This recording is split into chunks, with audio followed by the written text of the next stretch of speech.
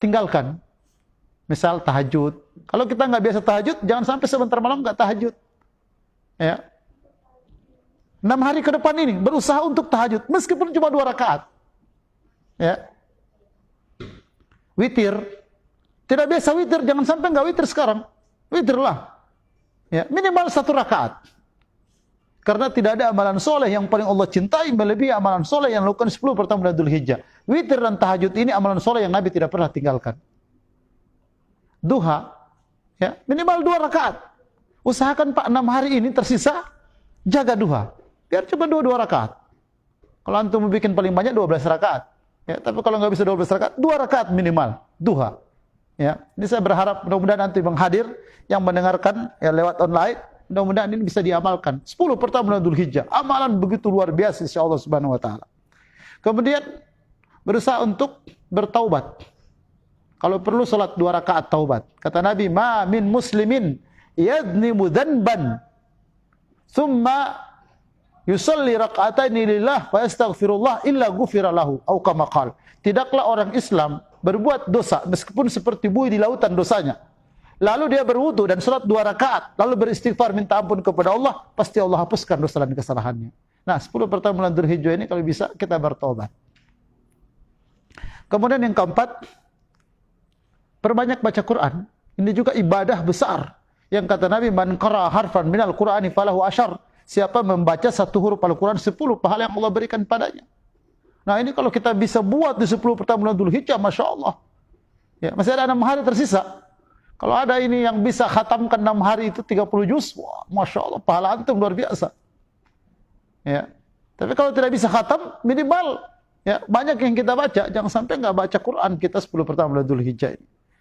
Ya, di tengah-tengah sibuknya kita dengan banyak tugas, amanah, pekerjaan, tapi jangan tinggalkan juga amalan soleh ini. Kita harus seimbangkan antara dunia dan akhirat. Ini termasuk baca Al-Quran.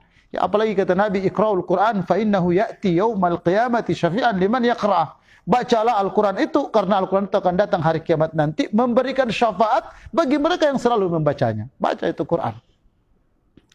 Kemudian puasa sunnah. Nah, ini amalan juga. Ya, bahkan disunahkan itu Pak, kita puasa dari sejak tanggal 1 kemarin. 1, 2, 3, 4, 5, 6, 7, 8, 9 ya puncaknya. Yang kita kenal dengan hari Arafah. Yang kata Nabi, "Shaumu yaumi Arafah yukaffiru dzunuba sanatan madiyatan wa mustaqbalah." Siapa puasa pada hari Arafah, pahalanya dapat menghapuskan dosa setahun yang lampau dan dosa yang akan datang. Nah, itu di hadapan kita, Pak. Kalau mampu puasa, besok puasa. Ya, bahkan besok ini kan ketemu hari Kamis. Kalau antum puasa besok, niatkan 2, puasa Kamis dan puasa Dzulhijjah.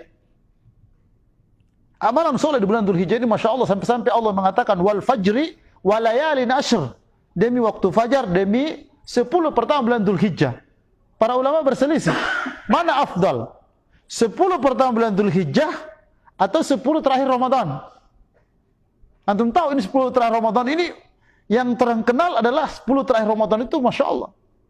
Ternyata para ulama berselisih antara 10 pertama Ramadan, 10 pertama Dzulhijjah dan 10 terakhir Ramadan. Mana yang afdal? Ternyata mereka mengatakan untuk siangnya lebih afdal 10 pertama Dzulhijjah. Untuk malamnya lebih afdal 10 terakhir Ramadan. Karena ada Lailatul Qadar. Kalau Dzulhijjah siangnya afdal karena ada Arafah. Ya, yang kata Nabi, "Al-hajju Arafah." Haji itu wukuf di Arafah. Nah, ini supaya orang tahu fadilah yang kita sedang berada sekarang padanya ini. 10 pertama bulan Dzulhijjah. Banyak-banyaklah berpuasa. Kemudian perbanyak sedekah. Ya, bagi kita punya kelebihan, ya, sedikit rezeki karunia yang Allah kasih, ya, jangan sia-siakan waktu fadilah ini. Ya, tinggal 6 hari tersisa di kita. Jangan sampai dia pergi, kita tidak manfaatkan untuk bersedekah. Jadi yang mau bersedekah jangan tunggu Idul Adha. Ya, nanti ampau kita bagi-bagi Idul Adha. Tidak, sudah habis waktu fadilah. Waktu fadilah sekarang. Ya, sekarang kita bersedekah ya untuk meraih fadilah yang begitu besar. Dan sedekah ini ada 2, ada sedekah dengan harta, ada sedekah yang bukan dengan harta. Kalau dengan harta itu tadi, ya boleh dengan uang, boleh dengan harta benda. Tapi tidak dengan harta, kata Nabi, "Wa imatatul adza anit thariqi sadaqah." Mengeluarkan duri dari jalanan adalah sedekah. Ya, tidak usah antum cari-cari duri di jalanan, antum bersihkan WC, bersihkan tempat kantor, bersihkan musola, itu Masya Allah sedekah besar sekali itu. ya tanpa harta.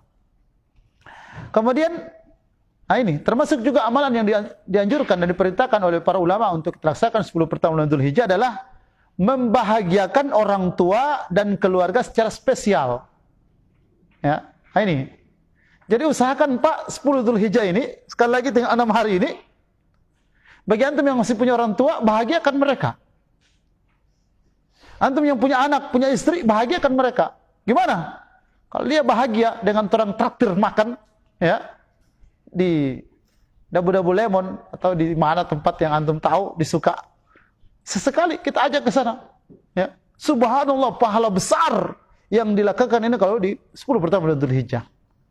Ya, istri suka, anak-anak suka jalan-jalan di mall, ajak mereka satu kali saja. Ya, 10 pertama bulan Dzulhijjah, masya Allah fadilahnya luar biasa di sisi Allah Subhanahu Wa Taala. Kalau ini antum lakukan setelah 10 pertama bulan Dzulhijjah, ya dapat pahala tapi beda pahalanya. Ini waktu fadilah, ya waktu sangat mulia sekali. Saya sangat menganjurkan antum, ya kalau ada sedikit rezeki nikmat yang Allah kasih, bahagiakan anak-anak, bahagiakan istri di 10 pertama bulan Dzulhijjah. Karena memang diperintahkan kita untuk membahagiakan mereka secara spesial di 10 pertama bulan Dzulhijjah ini. Nah, begitu juga umi-umi, ya.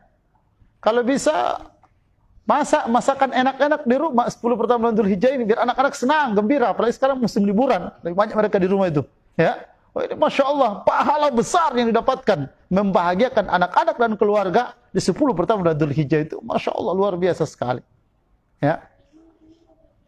Kemudian memaafkan kesalahan orang lain dan meminta maaf bila kita ya punya salah. Jangan tunggu Idul Adha nanti. Ya, kalau kita punya salah dengan orang sekarang untuk minta maaf, besok lusa sebelum datang Idul Adha. Karena 10 pertama bulan Dzulhijjah itu tempat kita untuk disuruh ya meminta maaf bila kita punya salah dan memaafkan orang yang minta maaf kepada kita. Kemudian membantu meringankan beban orang lain yang kesusahan. Sekian zaman sekarang ini banyak orang yang terlilit persoalan, ya hutang dan masalah-masalah begitu banyak. Kalau kita bisa memberikan solusi, masya Allah lakukan sekarang ini. Ya, 10 pertama bulan Dzulhijjah, masya Allah. Ya, luar biasa pahala yang Allah Subhanahu Wa Taala berikan. Kemudian menebar senyum dan berwajah manis kepada sesama. Ya, 10 pertama bulan Dzulhijjah ini Pak, jangan marah-marah, jangan suami istri berantem. Kalau bisa Pak tidak berantem, jangan berantem 10 pertama bulan Dzulhijjah ini. Ya, senangkan istri, istri senangkan suami. Masya Allah berpahala begitu besar kita. Masa para anak tidak suka di rumah, ya apa bapak dan mama berantem terus, ya. Nah, padahal 10 pertama bulan Dzulhijjah kita disuruh untuk ya baik-baik sesama ya keluarga. Berikutnya adalah memperbanyak doa, zikir dan salawat. Nah, ini kesempatan Pak, banyak-banyaklah bersalawat, banyak-banyak berdoa. Kalau di Saudi sekarang sudah takbir. Ya, orang sejak masuk 1 Dzulhijjah itu sudah bertakbir. Ya, Allahu Akbar, Allahu Akbar, Allahu Akbar. La ilaha illallah, Allahu Akbar. Allahu Akbar walillahil hamd. Ramai sekarang dengan takbir.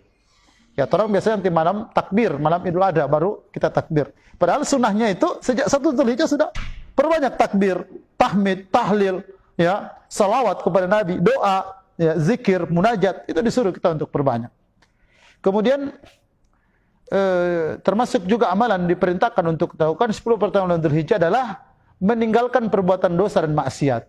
Apalagi ini bulan haram. Ya, dosa dan maksiat yang kita buat akan dilipat gandakan oleh Allah Subhanahu Wa Taala. Ya, maka berusaha untuk minimal supaya dosa-dosa kita ini jangan kita buat. Yang biasa nonton macam-macam di Androidnya, jangan sampai kita di 10 pertama bulan Dzulhijjah pahala begitu besar akan dilipat gandakan. Ya, dosa juga adalah sangat ya besar bila kita lakukan di bulan haram ini. Lalu cuma dosa yang kita buat, pahala kita tidak berlomba-lomba untuk melaksanakannya. Ini jangan sampai sayang ya kalau kita tidak manfaatkan sebaik-baiknya. Berikutnya adalah membantu menyebarkan pesan-pesan dakwah dan amal-amal kebajikan. Nah, ini handphone kita gunakan untuk menebarkan pesan-pesan kebaikan. Fadilah orang berkurban, fadilah orang beribadah di 10 pertama bulan Dzulhijjah, itu yang kita besar-besarkan. Jangan cuman berita-berita politik yang memecah belah umat itu yang kita angkat-angkat terus di medsos. Sekarang kan rame itu, ya. Nah, coba kita manfaatkan ya untuk bersungguh-sungguh kita. Bagaimana pesan-pesan kebaikan, adab-adab Idul Fitri, Idul Adha, ya bagaimana fadilah orang berkurban, bagaimana amalan-amalan soleh 10 pertama bulan Dzulhijjah. Itu yang kita bikinkan status di Facebook. Itu yang kita buatkan status-status kita di medsos-medsos. Masya Allah. Ya, begitu besar pahala kita. Kemudian disuruh juga di 10 pertama bulan Dzulhijjah ini supaya kita memperbanyak menuntut ilmu. Alhamdulillah malam ini kita bisa sama-sama datang menuntut ilmu. Ya, meskipun tidak terlalu banyak orang yang datang, tapi Masya Allah fadilah menuntut ilmu 10 pertama bulan Dzulhijjah. Ya, tentu malam ini hadir kita menuntut ilmu beda dengan malam-malam sebelumnya. Pahalanya Masya Allah beda. Ya. Malam ini adalah 10 pertama bulan Dzulhijjah. Jadi sayang kalau ada ikhwah yang berkesempatan kemudian nggak datang, itu rugi banget ya. Ya. Karena malam ini spesial buat kita. Waktu fadilah, waktu yang mulia. Kata Nabi, "Ma min ayyamil amalus soleh fihinna ahabbu ilallah min hadhil ayyamil ashar." Tidak ada amalan soleh yang paling Allah cintai melebihi amalan soleh yang dilakukan di 10 pertama bulan Dzulhijjah ini. Nah, kemudian yang paling besar yang diperintahkan kepada kita di Dzulhijjah ini adalah melaksanakan penyembelihan hewan kurban. Nah, ini tentu ibadah yang paling agung setelah haji dan umroh. Ya, kita belum menjelaskan tentang haji dan umroh. Kita masuk kepada masalah penyembelihan hewan kurban ini. Sampai-sampai Nabi SAW menyebutkan dalam hadisnya, "Ma amila ibnu Adam yauman nahri amalan ahabba ilallahi min iraqati damin." Tidak ada amalan soleh yang dilakukan pada hari nahar. Hari nahar itu tanggal 10, 11, 12, dan 13 Dzulhijjah. Tidak ada amalan soleh yang paling Allah cintai dilakukan pada hari nahar melebihi amalan soleh menumpahkan darah, menyembelih binatang kurban. Itu amalan yang tidak tertandingkan pada hari-hari tersebut untuk dilakukan. Lalu kata Nabi, "Wa innaha la ta'ti yaumal qiyamati bi quruniha wa adlatiha wa ash'ariha." Hewan binatang kurban yang kita sembelih itu, Pak, kata Nabi, akan dibangkitkan hari kiamat nanti, tanduk-tanduknya, kuku-kukunya, bulu-bulunya memberikan persaksian daripada Allah, ini pengkurban, jangan siksa dia ya Allah. Ya. Jadi Masya Allah sampai tanduk, Pak, sampai kuku dan bulu itu dibangkitkan hari kiamat, memberikan persaksian di hadapan Allah. Kata para ulama, kenapa Nabi menyebutkan yang dibangkitkan ini 3? Tanduk, bulu, dan kuku. Kenapa bukan kepalanya? Kenapa bukan tulangnya? Kenapa bukan dagingnya? Ya.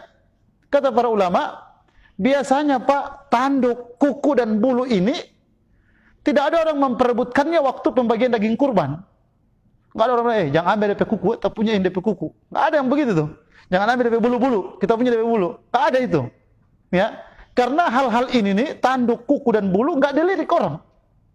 Nah, kata para ulama, sedangkan sesuatu yang tidak dilirik, tidak diperebutkan, mulia di sisi Allah hari kiamat nanti. Bangkit dia memberikan persaksian di hadapan Allah. Bagaimana dengan daging yang begitu banyak orang suka? Bagaimana dengan hati yang orang berebutan? Bagaimana dengan tulang dan sebagainya yang lain itu? Tentu lebih mulia di sisi Allah Subhanahu wa taala. Sedangkan yang tidak diperebutkan saja mulia di sisi Allah. Nah, ini dapatkan oleh pengkurban itu, ya. Bahwa kata Nabi, "Wa innaha la ta'ti yaumal qiyamati bi quruniha wa ash'ariha wa adlafiha." Hari kiamat nanti, tanduk-tanduknya ini, bulu-bulunya ini, kuku-kukunya ini akan dibangkitkan, memberikan persaksian kepada Allah. Ini pengkurban ya Allah. Ini pengkurban. Jangan siksa dia. Lalu kata Nabi lanjutan hadisnya, "Wa inna dama la yaqa' min Allahi azza wa jalla bimakanin qabla an yaqa' 'alal ardi fatibu biha nafsan." Dan darah binatang kurban yang kita kurbankan itu pada waktu disembelih, sebelum jatuh ke tanah, telah menghapuskan dosa dan kesalahan si pengkurban. Jadi Masya Allah, apalagi ya alasan kita untuk tidak mau berkurban.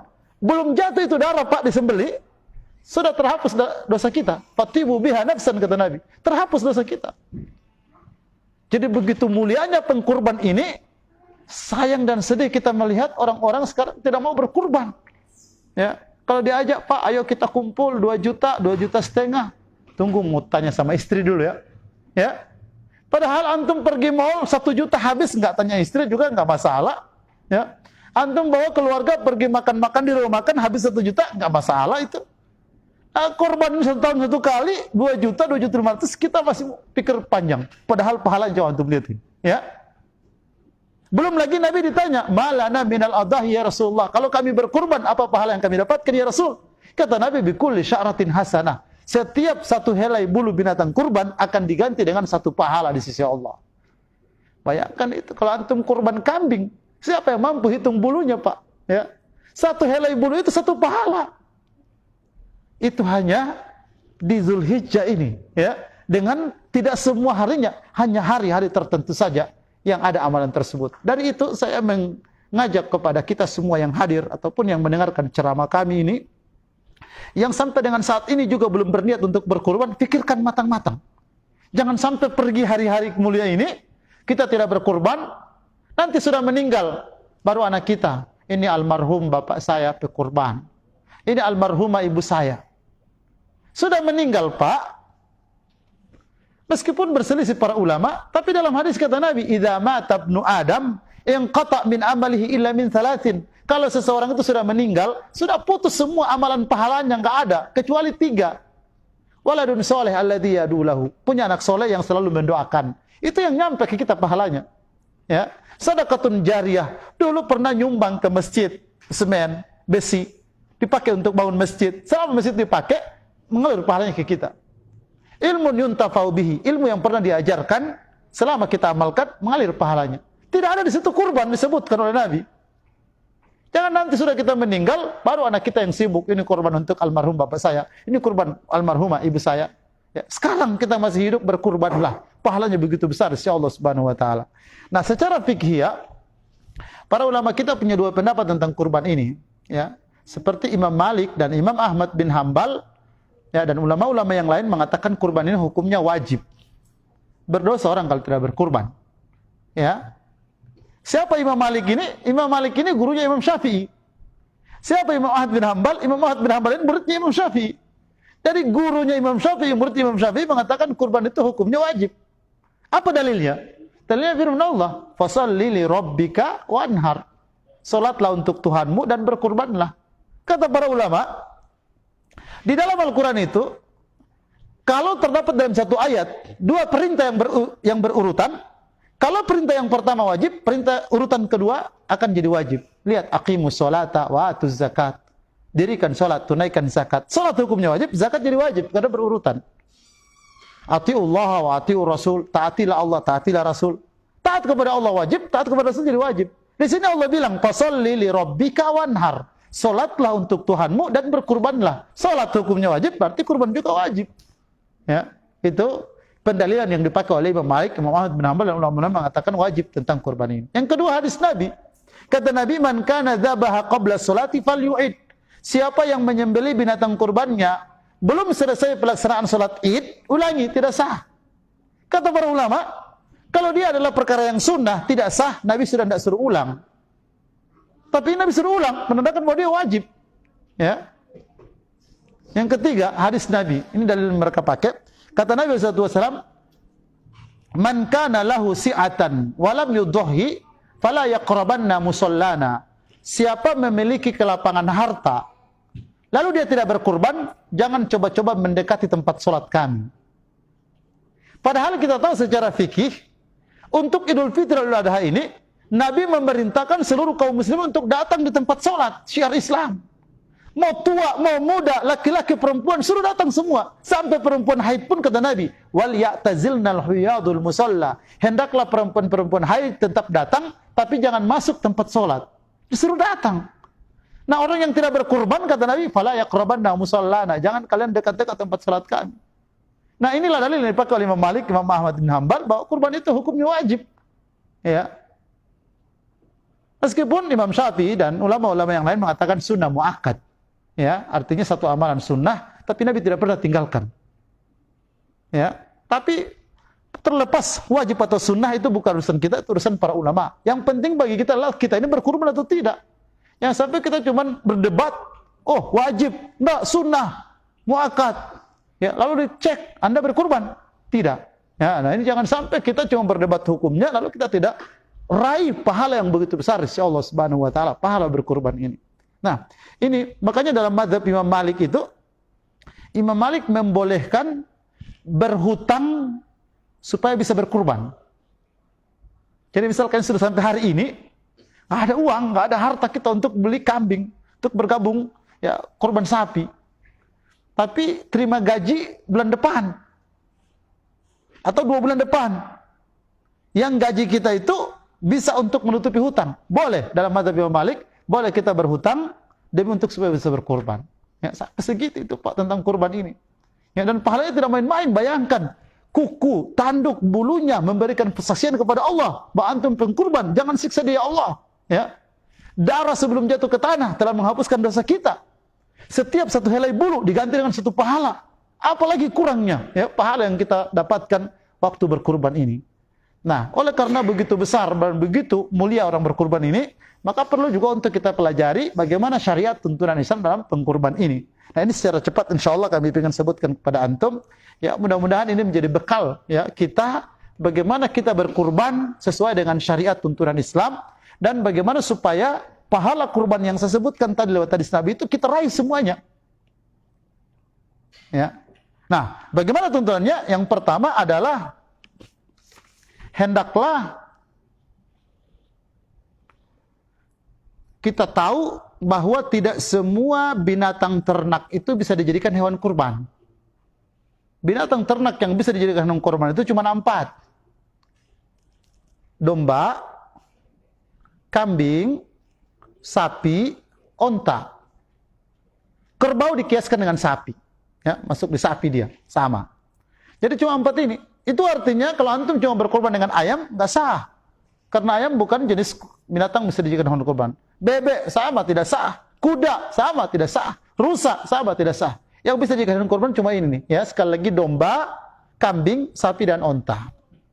Nah, binatang-binatang kurban yang saya sebutkan tadi ini ada persyaratan yang harus dipenuhi. Domba persyaratannya harus 6 bulan atau lebih. Ya. Jadi domba yang belum 6 bulan tidak boleh dijadikan hewan kurban. Enggak sah. Kambing harus usianya sudah 1 tahun atau lebih. Dan kambing yang baru keluar tando, yang baru 6-7 bulan, sebatarnya kambing akikah. Ya. Kambing akikah itu Pak, sama hukum persyaratannya dengan kambing kurban, harus 1 tahun. Enggak sah akikah dengan kambing yang belum 1 tahun. Ya, itu bilang, Ustaz, yang sah atau tidak itu Allah yang menilai, bukan antum Ustaz. Iya, Allah yang menilai. Tapi Allah berikan syariat. Sama dengan Anda bilang, antum sholat, akhi.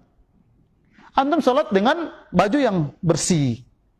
Antum sholat dengan khusyuk. Imamnya fasih bacaannya. Masjidnya rapi. Tapi antum tidak berwudu. Ya, waktu masuk sholat tidak berwudu. Kira-kira sholat antum ini sah? Dia pastikan tidak sah sholat antum. Ya, karena dalam syariat, la sholata la tuqbal sholatu ahadikum bighairi tahurin. Allah tidak akan terima salat kamu tanpa kalian suci. Antum tidak suci kalau tidak wudu. Nah, begitu juga kambing yang dijadikan akikah ataupun dijadikan kurban, ada persyaratannya. Salah satu di antara persyaratannya umurnya, kalau domba harus 6 bulan atau lebih, kalau kambing harus 1 tahun atau lebih. Ini seperti orang tahu. Kalau sapi harus 2 tahun, Pak Hamid, ya. 2 tahun atau lebih. Sapi yang belum 2 tahun tidak sah dijadikan hewan kurban. Dan yang terakhir, onta harus 5 tahun, ya, atau lebih. Nah, ini persyaratan yang disebutkan oleh syar'i, oleh hukum Islam, binatang-binatang yang bisa dijadikan hewan kurban dan umurnya seperti ini.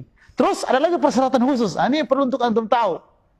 Persyaratan khususnya kata Nabi, fala tujzi'ul awra. Tidak boleh binatang yang buta dijadikan hewan kurban. Ya, jadi kalau mau berkurban dengan kambing, setelah kita pastikan dia 1 tahun umurnya atau lebih, yang kedua yang kita perhatikan matanya. Karena kata Nabi, fala tujzi'ul awra, tidak boleh yang buta dijadikan hewan kurban. Meskipun ini dijelaskan oleh para ulama, misalkan Syekh Muhammad bin Shalih Al-Utsaimin dalam kitabnya Syarhul Mumti' ala Zadil Mustanqi, juga dalam kitab Majmul Fatawa oleh Syekh Abdul Aziz bin Abdullah bin Bas, beliau mengatakan boleh hewan yang buta dijadikan hewan kurban apabila hewan tersebut jatuh niat kita dia belum buta. Misal ini, saya beli kambing hari ini Pak Yuda, dia tidak buta, sehat. Tapi belinya misalkan di Gorontalo, bawa pakai mobil dari Gorontalo ke Manado, karena kena angin banyak, sampai di Manado 2 hari kemudian sebuta. sah dijadikan hewan kurban. Kenapa? Karena waktu saya beli dia, niat saya jatuh, dia belum buta. Ah, itu, ya. Jadi itu disebutkan supaya jangan sampai, bisa saja ini terjadi, panitia, misalkan orang titipkan amanah beli kambing, ternyata datang hari H, kambingnya buta. Ya, jangan sampai komplain, Pak, saya tidak mau, saya dengar kajian Ustaz Mahmud, kambing yang buta nggak boleh dijadikan hewan kurban. Ini, ya padahal panitia beli, tidak buta ini kambing. Ya, cuman karena ya dia masih menunggu beberapa hari kemudian disembelih, jadi buta lah dia. Nah, ini seperti itu hukumnya. Ini yang pertama. Tidak boleh jadikan hewan kurban adalah binatang yang buta. Semoga antum paham. Yang kedua, fala tujzi'ul arja. Tidak boleh hewan yang lumpuh dijadikan hewan kurban. Ya. Sapi harganya 12 juta. Beratnya 450 kilo. Oh, besar itu. Tapi nggak mampu berdiri, lumpuh dia. Ini tidak bisa dijadikan hewan kurban. Kemudian kata Nabi, wala tujzi'ul adba. Tidak boleh yang patah tanduknya. Ya, patah tanduknya atau putus telinganya, ya, adba, itu dijadikan hewan kurban nggak boleh. Kemudian wala tujzi'ul ajfa, hewan yang kurus, ya, tulang-tulangnya sudah muncul, ya, tidak boleh hewan yang kurus dijadikan hewan kurban. Kemudian yang kelima, wala tujzi'ul marid, hewan yang sakit tidak boleh dijadikan hewan kurban. Nah, 5 ini Pak, ini yang saya ingin sebutkan. 5 ini persyaratan hewan kurban yang tidak boleh dijadikan hewan kurban. Selain cacat yang 5 ini, boleh Pak. Misal, beli sapi dari Gorontalo, dikirim pakai mobil ke Manado. Di mobil lecet. Ya, bisa kan dijadikan kurban? Bisa, karena lecet tidak termasuk cacat yang disebutkan di sini. Ini cuma 5 ini. Buta, lumpuh, patah tanduk, kurus, dan sakit. Cuma 5 itu. Kalau cacat yang lain, boleh Pak. Ada lukanya di sini Ustaz? Boleh. Ya. Karena luka tidak termasuk cacat yang dilarang untuk dijadikan hewan kurban. Tapi kalau patah tanduk, nah nggak boleh. Kan nggak makan tanduk kita Ustaz. Ya, bukan masalah makan tanduk itu. Tidak, itu persyaratan disebutkan syariat. Jadi sekali lagi, bagi panitia kurban, 5 ini perlu untuk diperhatikan. Ya, buta, lumpuh, ya, patah tanduk, kurus, ataupun yang sakit. Itu yang tidak boleh dijadikan hewan kurban. Mudah-mudahan ini bisa antum pahami insyaallah. Kemudian apa yang paling afdal untuk dijadikan hewan kurban? Ini nih. Disebut oleh para ulama, ya. Afdalul udhiya ma kanat kabshan aqarnan fahlan abyadun yukhalituhu sauda haul aini. Hewan kurban yang paling afdal dari 4 yang kami sebutkan tadi itu adalah kambing warna hitam bertanduk, ada belang-belang putihnya. Ya. Jadi kalau mau cari yang paling afdal itu, Pak Yuda, kambing yang warna hitam bertanduk dan ada belang-belang putih. Apalagi kalau belangnya di bagian kepala, itu yang paling afdal. Ya, kata Siti Aisyah anha, fa inna Nabi sallallahu alaihi wasallam daha bi qabsin aqarn yata'u fi sauda wa yamsi fi sauda wa yanzuru fi sauda. Nabi SAW selalu mencari binatang kurbannya kambing yang warna hitam bertanduk yang ada belang putih. Ya, itu yang paling afdal. Cuma sekali lagi sekarang ini berkurban dengan kambing, ya agak tidak semua orang mampu karena harga kambing ya meloncat luar biasa di Manado ini. Ya, dari harga 4 juta, 5 juta sampai 8 juta sekarang Mas Rafi. Ya. Gorontalo begitu sampai 8 juta. Ya, yang dulu orang yang harga 8 juta itu orang bisa dapat 5 juta, sekarang sudah sampai 8 juta. Jadi kalau cuma uang 3 juta, ya 4 juta mencari kambing, jangan terlalu mimpi besar kita, ya. Apa adanya itu memang. Ya. Begitu. Nah, tidak bisa kita kambing, ada sapi alternatif. Alhamdulillah harga sapi masih terjangkau di kita ini. Nah, itu. Nah, jadi tidak bisa kita yang mengambil yang afdal kambing ini, maka masuk kepada yang lain. Boleh sapi, ya, boleh kerbau, ya, dan lain sebagainya yang saya sebutkan tadi. Kemudian waktu penyembelihan. Waktu penyembelihan ini adalah subahu yaumul id ba'da shalah. Dimulai tanggal 10 Zulhijjah atau pada hari Id setelah khatib turun dari mimbar. Sudah dibolehkan untuk menyembelih. Pagi, siang, sore, malam boleh itu. Ditambah dengan 3 hari tasyrik.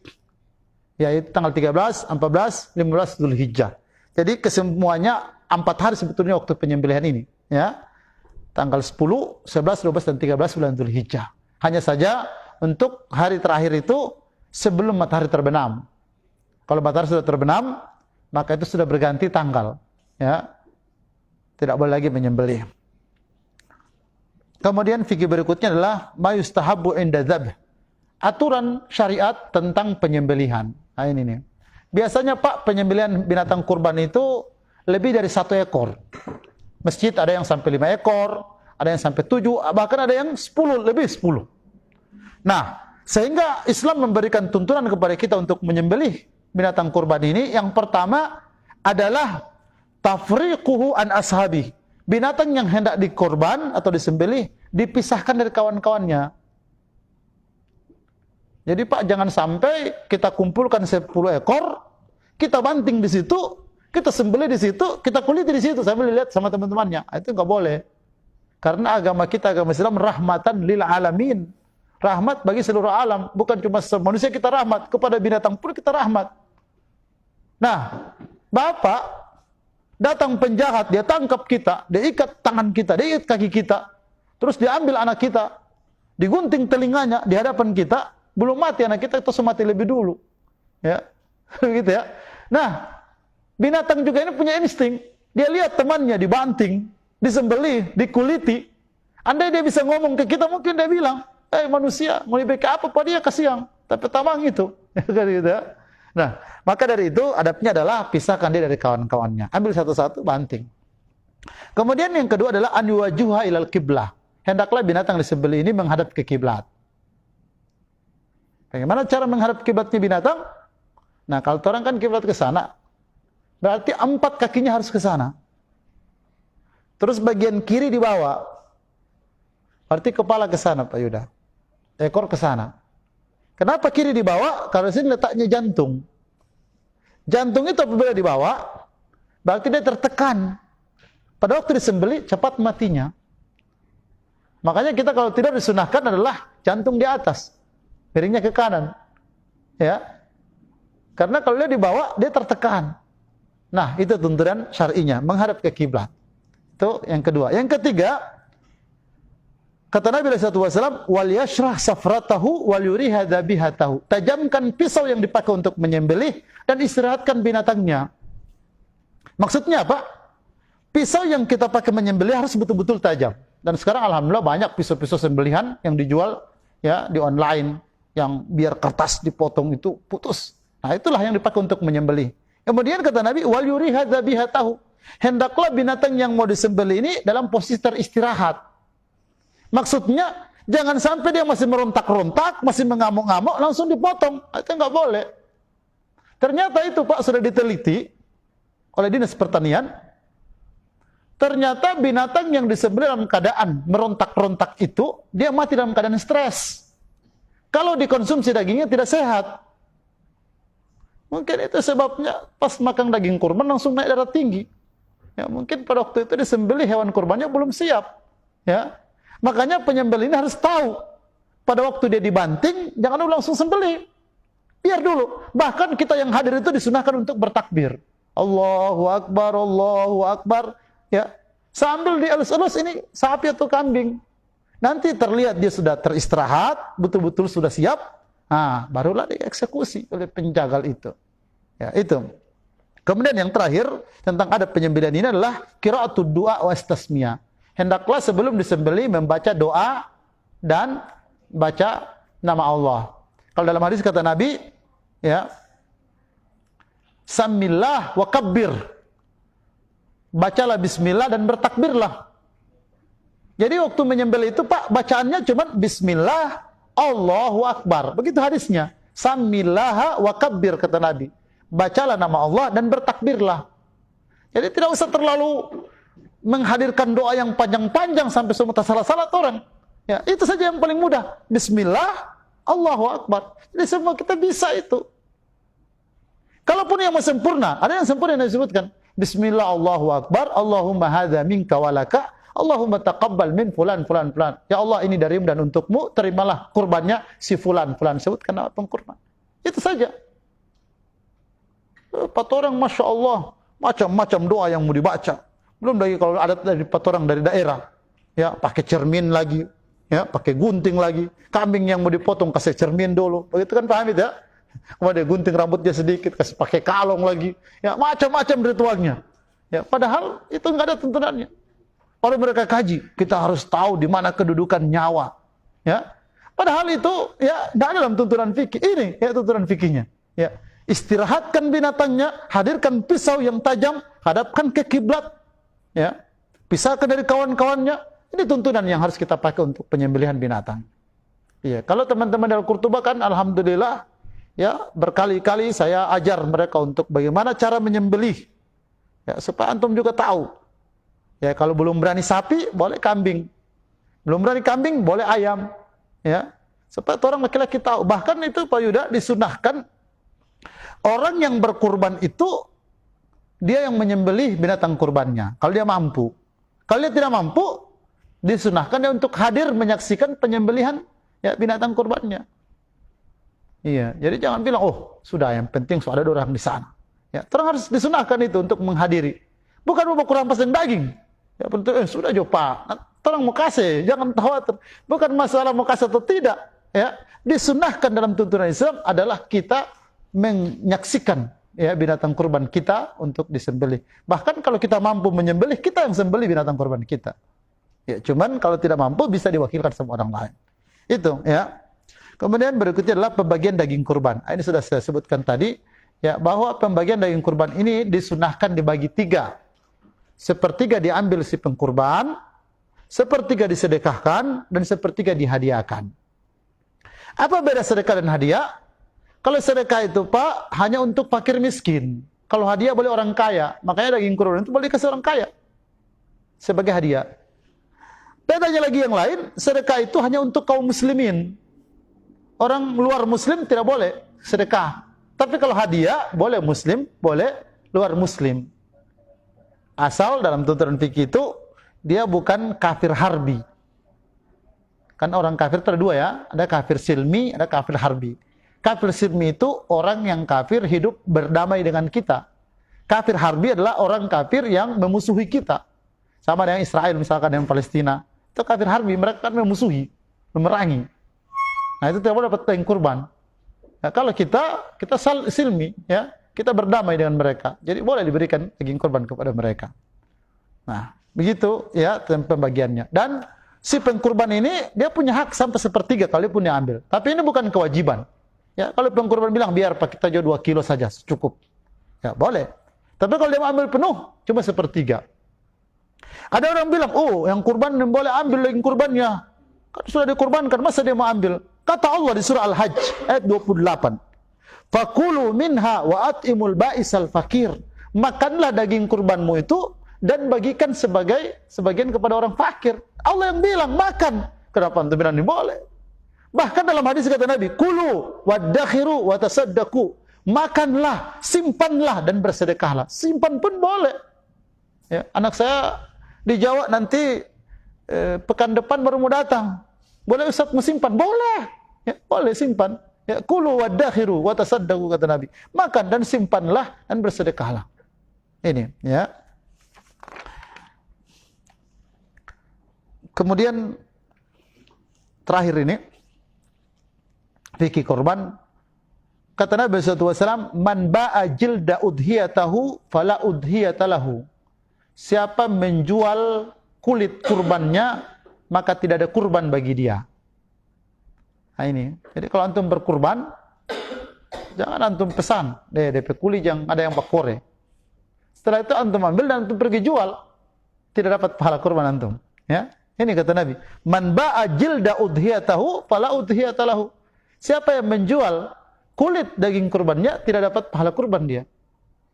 Nah ini masih banyak terjadi di ya, kesalahan-kesalahan ini di sebagian masjid. Padahal Nabi sudah sebutkan kepada kita. Lalu kulitnya bagaimana Ustaz? Kalau dijual tidak boleh. Kulitnya ini diberikan kepada yang berhak. Jadi panitia itu sudah harus tahu jamaah kita ini kira-kira siapa yang paling berhak untuk dapat kulit. Nah, kulit itu sebelum kita kasih, kita datang sama dia. Pak, orang panitia sudah musyawarah dan kesepakatannya bahwa kulit akan kami berikan ke Bapak. Bagaimana Pak? Boleh? Kalau Bapak bilang, bikin apa kulit? Cuma bikin busuk tapi rumah. Nah, panitia berarti bantu. Cari di mana pembeli kulit, jualkan, dan uangnya diberikan kepada yang berhak itu. Yang orang baku bagi akang, tidak boleh begitu. Ya, itu tuntunan syar'inya tentang masalah kulit. Karena bisa merusak pahala kurban dia. Ya, itu yang pertama. Dan ternyata itu juga sudah ada keputusan Muktamar ke-27 Nahdlatul Ulama di Situbondo pada tanggal 8 sampai 21 Desember 1984. Bunyinya begini, menjual kulit hewan kurban tidak boleh kecuali mustahiknya. Mustahiknya itu yang berhak. Jadi hanya mereka yang bisa. Kalau orang yang berkurban, panitia nggak boleh orang. Panitia hanya bisa membantukan ya untuk menjualkan. Tapi kalau untuk per dia nggak boleh. Ya, karena panitia ini adalah wakil dari si pengkurban. Ya, jadi begitu ya bunyinya. Itu yang pertama untuk panitia, bahwa tidak boleh menjual ya kulit binatang kurban karena bisa merusak pahala kurban si pengkurban. Yang kedua, kata Sayyidina Ali radhiyallahu anhu, amarani Rasulullah SAW an aquma ala badanihi wa an atasaddaqa biluhumiha wa juludiha wa jalaliha wa alla u'tiyal jazru minha syai'. Nabi Muhammad SAW memerintahkanku untuk mengeksekusi binatang kurbannya dan membagikan daging-dagingnya, kulit-kulitnya dan tulang-tulangnya, dan tidak memberikan upah bagi pekerjanya. Lalu kata Sayyidina Ali, wa nahnu nu'tihi min indina, kami bayar pekerja dari uang kantong kami. Artinya apa? Tidak boleh panitia mendatangkan orang kerja lalu diupah dengan kurban. Misal, panitia karena menganggap tidak mampu, tidak ahli dalam ya memotong-motong daging, maka undang orang luar yang ahli memang. Telepon, Pak Bos, kami ada kurban besok 10 ekor. Boleh minta tolong mengadakan? Oh boleh, kebetulan kami belum ada orderan. Minta berapa 1 ekor Pak? Kalau orang bilang, sudah, DP kuli jo 4 orang. Nah, kalau panitia bilang oke, itulah upah. Itulah yang merusak pahala kurban. Jadi nggak boleh diupah mereka dengan kurban. Baik itu kulitnya, baik itu kepalanya, baik itu kakinya, nggak boleh. Bahkan kata Sayyidina Ali, wa nahnu nu'tihi min indina, kami bayar mereka dari kantong kami. Ya, kalaupun harus mau dibayar, bayar dari kantong kami. Ambil kas BTM untuk dibayarkan kepada pekerja. Jangan dari ya daging kurban. Tapi kalau setelah mereka kerja, lalu kulit ini entah mau kasih pesapa, kasih jawab pada orang, nah itu boleh. Ya, imma dia jadi sedekah atau hadiah seperti yang saya jelaskan tadi. Ya, tapi kalau dari awal kita punya kesepakatan bahwa orang mau kerja 10 ekor, yang penting dapat kuli 4 orang, nah itulah upah. Itu yang tidak boleh. Jadi 2 poin ini perlu diperhatikan sama pengkurban, insyaallah. Dan yang terakhir penutupnya, kata Nabi SAW, idza ra'aitum hilal dzulhijjah wa arada ahadukum an yudhi falyumsik an sya'rihi wa adfarihi hatta yudhi. Bila kalian telah berniat untuk berkurban dan telah masuk 1 Dzulhijjah, jangan lagi memotong kuku, jangan lagi memotong rambut sampai binatang kurban itu disembelih. Nah, oleh karena ini sudah bulan Dzulhijjah, maka bagi pengkurban jangan lagi potong kuku, jangan lagi potong rambut. Semua jenis kuku, tangan, kuku, kaki sama. Begitu juga rambut. Rambut, kepala, kumis, jenggot, dan rambut-rambut yang lain tidak boleh lagi dipotong sampai binatang kurban kita itu disembelih. Memang larangan ini bukan larangan pengharaman. Beda dengan jamaah haji dan umroh. Orang pergi haji, pada waktu dia pakai ihram, dia boleh potong kuku, dia boleh potong rambut. Kapan dia langgar itu? Maka dia harus menebus dengan dam, potong kambing. Kalau dia tidak lakukan, batal hajinya. Karena larangan itu larangan pengharaman. Di sini bukan larangan pengharaman, larangan pemakruhan, makruh. Allah benci, Allah nggak suka. Tapi meskipun ini makruh, bukan haram, baiknya untuk kita hindari. Kenapa? Jangan sampai kita tidak dapat pahala kurban seperti yang dijelaskan oleh Nabi tadi. Ya, karena ada pelanggaran yang kita buat. Jadi sebagian orang memudah-mudahkan. Ya, orang bilang, itu kan larangan bukan haram. Ya, memang bukan haram. Tapi sesuatu yang makruh itu dapat menghalang pahala yang kita dapatkan. Ya. Jadi misalkan masuk masjid mendahulukan kaki kanan, antum kan dapat pahala. Tapi kalau antum dahulukan kaki kiri, kan dapat pahalanya karena makruh yang antum buat. Nah, begitu juga ini. Harusnya antum berkurban dapat pahala. Ya, setiap satu helai bulu satu pahalanya. Darah sebelum jatuh ke tanah terhapus dosa kita. Tapi karena antum melanggar aturan-aturannya, bisa saja kita tidak dapat pahalanya. Itu saya kira tentang masalah fikih kurban. Kemudian terakhir ini secara cepat saja saya ingin bacakan sama antum karena enggak keburu 2 pekan depan, yaitu tentang tuntunan Islam berhari raya. Berhari raya ini yang pertama adalah istihbabul ghusli wa tatayyub wa labsu ajmalu siyab. Sangat dianjurkan untuk hari raya itu kita berpakaian-pakaian yang paling bagus. Lalu berwangi-wangian dan mandi ya sebelum pergi melaksanakan sholat. Itu 3 ya. Makanya kalau antum mampu beli baju baru, sebaiknya beli baju baru karena baju baru pasti bagus. Ada orang bilang, hari raya itu bukan baju baru. Ya, memang bukan baju baru, tapi disunahkan pakai pakaian paling bagus. Kalau antum mampu untuk beli yang bagus, kenapa enggak beli? Karena itu adalah sesuatu adabnya dan tuntunannya. Hadis-hadis cukup banyak ini, saya tidak perlu bacakan sama antum. Kemudian yang kedua, al-aqlu qabla al-khuruji fil fitri dunal adha. Adabnya kalau Idul Fitri makan sebelum berangkat ke tempat sholat. Kalau Idul Adha tidak makan sebelum ya pergi ke tempat sholat. Jadi karena kita di hadapan ini adalah Idul Adha, maka disunahkan habis subuh itu antum jangan makan, jangan minum. Ya, pergi ke tempat sholat dulu, ya melaksanakan sholat. Sebetulnya disunahkan makanan yang pertama kali kita makan itu makanan kurban. Ya. Cuman karena lama dia proses, ya kadang sodohor, lapar sekali perut kalau belum makan, kan begitu ya. Iya, ini. Kemudian yang ketiga, al-khuruju ilal musalla.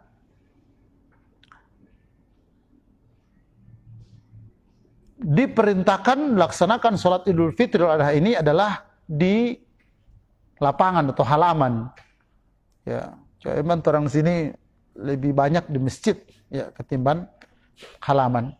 Padahal itu lebih afdal, ya, disunahkan untuk laksanakan di sana. Kemudian disunahkan untuk khurujun nisa wasibyan, anak-anak, perempuan, semua disuruh pergi seperti yang saya sebutkan tadi. Jadi jangan bilang, Pak, tamu saya Bu banyak mau datang, Ibu enggak usah pergi. Ya, di rumah coba jaga makanan, minuman semuanya. Jangan, enggak boleh begitu, Pak. Harus ajak anak-anak, istri semua dibawa ke sana. Kemudian mukhalafatut thariq, disunahkan adalah menyelisihi jalanan. Jadi kalau misalkan orang berangkat pergi lewat jalan Sudirman, balik lewat jalan ya Panjaitan atau yang lain gitu. Jangan jalan yang kita pergi, kita pulang lewat situ. Itu sunnahnya. Kemudian waktu sholatul Id. Disunahkan untuk melaksanakan sholat Id ini, Idul Fitri disunahkan untuk diperlambat, Idul Adha disunahkan untuk dipercepat. Ya, cepat mulai kalau Idul Adha supaya binatang cepat kurban cepat disembelih. Idul Fitri disunahkan untuk diperlambat supaya yang belum bayar zakat fitrah masih bisa membayar zakat fitrah. Kemudian salat Idul Fitri Idul Adha ini tidak ada adzan, tidak ada qamat. Itu alhamdulillah kita laksanakan. Lalu at-takbir fi sholatul idain, disunahkan kita untuk memperbanyak takbir. Ya, jadi dari rumah itu Pak Yuda sudah bertakbir. Ya, jangan cuman sudah ada kuat di audio di mobil. Ya, enggak, tetap terang bertakbir ya, sama-sama dengan anak-anak. Kemudian as-salatu qabla salatil Id wa ba'daha. Tidak ada salat qabliyah atau ba'diyah di salat Id, ya. Kecuali kalau di masjid ada namanya tahiyatul masjid. Tapi kalau di lapangan enggak ada tahiyat lapangan. Kemudian man tusbihu minhum salatul Id. Tasihu salatul Id minar rijali wan nisa wal isbyan musafirina kanu au muqimin. Bahwa salat Id ini sah bagi musafir ataupun mukim, ya, tanpa pengecualian. Kemudian salat Id ini adalah dimulai dengan salat 2 rakaat, lalu ya diakhiri dengan khutbah. Lalu qada'u salatul Id. Nah, ini sebetulnya panjang. Secara cepat saya ingin sebut karena penentuan Idul Adha kita tahun ini berbeda. Bakalan 2 kali sholat. Ya. Karena saya lihat Ya, dari Muhammadiyah sudah menentukan 1 Dzulhijjah itu hari Senin kemarin. Pemerintah 1 Dzulhijjah hari Selasa. Berarti akan tidak ketemu kita untuk 10 Dzulhijjah. Persoalannya adalah puasa Arafah. Antum puasa Arafah kapan? Iya. Ada 2 pendapat. Apakah puasa Arafah ini tanggal 9 atau puasa Arafah itu waktu jamaah haji wukuf di Arafah? Bagi yang puasa Arafah itu tanggal 9, maka tanggal 9 ya, untuk hitungan pemerintah dia nanti Selasa, Rabu, Kamis, Jumat, Sabtu, Minggu, Senin, Selasa, Rabu. Rabu Arafahnya. Tapi bagi yang mau ikut puasa Arafah itu wukuf di Arafah Selasa. Karena jamaah haji wukuf di Arafah itu Selasa. Gitu ya. Jadi ada 2 versi di sini. Kalau kita mengikuti ya bahwa puasa Arafah itu adalah tanggal 9 Dzulhijjah, nah kalendernya Indonesia yang tetap oleh pemerintah, nah seperti yang saya sebutkan tadi. Tapi kalau kita puasa Arafah ini pada waktu jamaah haji wukuf di Arafah, maka sebelum Indonesia orang puasa lebih dulu. Nanti sebentar kita lanjutkan itu pembahasan. Kemudian disunahkan untuk bersenang-senang dan berhura-hura pada hari raya. Ya, jadi jangan banyak aturan. Ya, bersenang-senanglah dengan anak-anak dan istri-istri. Ya, selama senang-senang itu hal-hal yang mubah, yang boleh, bukan bersenang-senang dengan hal yang haram. Ya, jadi jangan sampai salah paham. Oh, bersenang-senang minum-minum khamar, tidak. Ya, bersenang-senang dengan sesuatu yang mubah, boleh.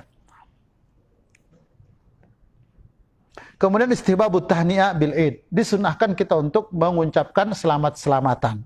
Ya, minal aidin wal faizin, taqabbalallahu minna minkum sholihal amal. Ya, baik lewat WhatsApp, lewat grup, Facebook, apa semua itu disunahkan memang untuk kita laksanakan.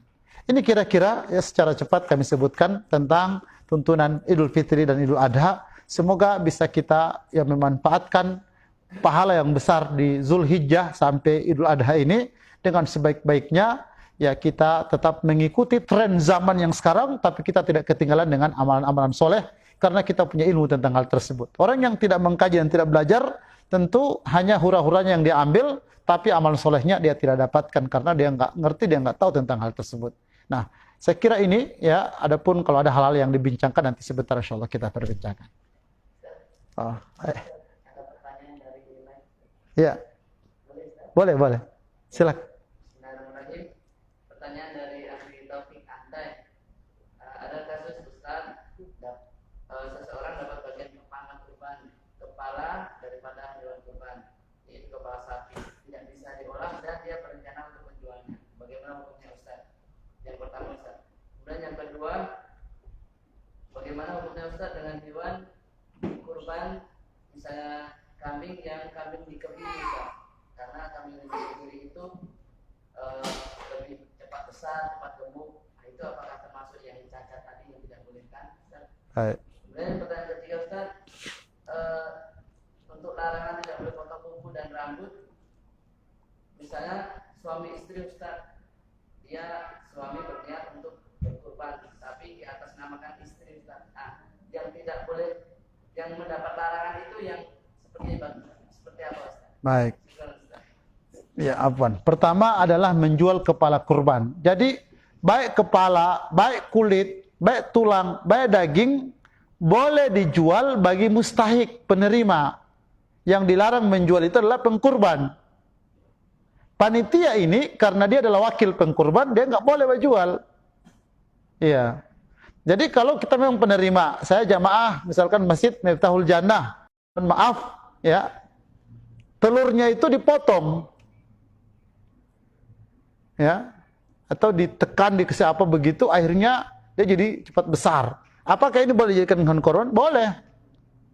Karena cacat yang tidak boleh jadi itu cuma 1. Ada sapi tertentu begitu, Pak. Tidak 2, biasanya kan 2, cuma 1. Sebagian orang takut untuk dijadikan hewan kurban, padahal nggak ada larangan di situ. Karena yang larangannya cuma 5 tadi. Ini perhatikan baik. Ya, buta, kurus, ya lumpuh, patah tanduk, sakit.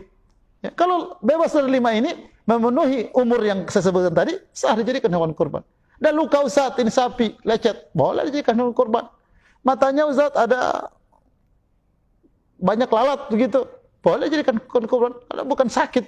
Ya, ya kambing juga begitu.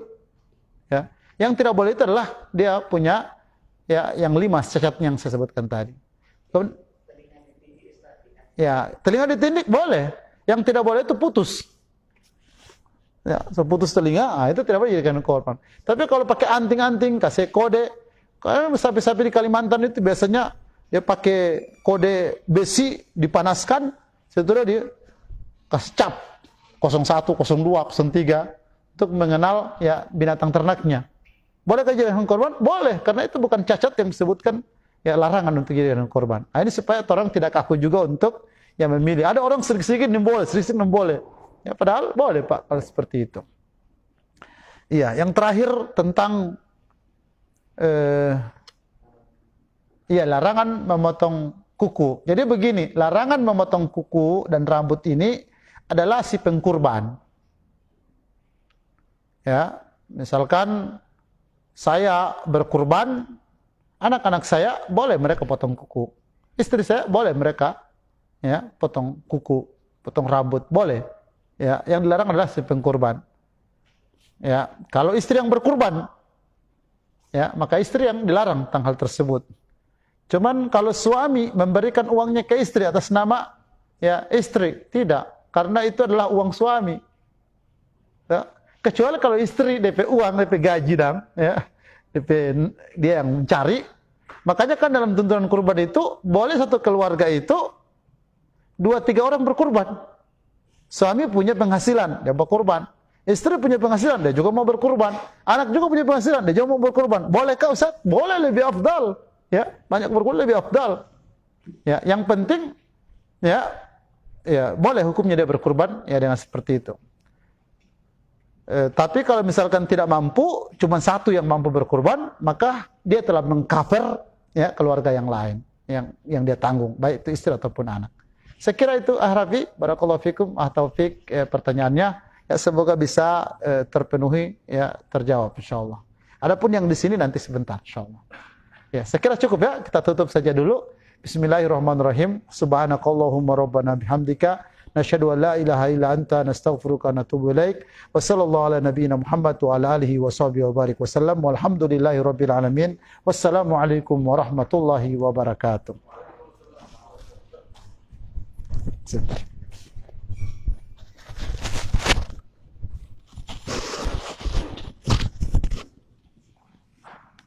Antum sudah dapat fikih kurban di An-Nur.